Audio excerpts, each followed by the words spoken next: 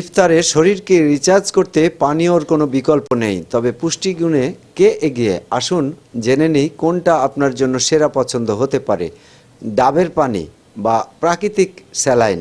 এতে আছে প্রচুর ইলেকট্রোলাইটস বা পটাশিয়াম, যা সারাদিনের পানিশূন্যতা দ্রুত দূর করে, রক্তচাপ নিয়ন্ত্রণে রাখে এবং পাকস্থলী ঠান্ডা রাখে। 0 ক্যালোরি থাকায় ওজন কমাতেও সহায়ক। আখের রস শক্তির উৎস। এতে থাকা গ্লুকোজ শরীরে ক্লান্তি দূর করে তাৎক্ষণিক এনার্জি দেয়।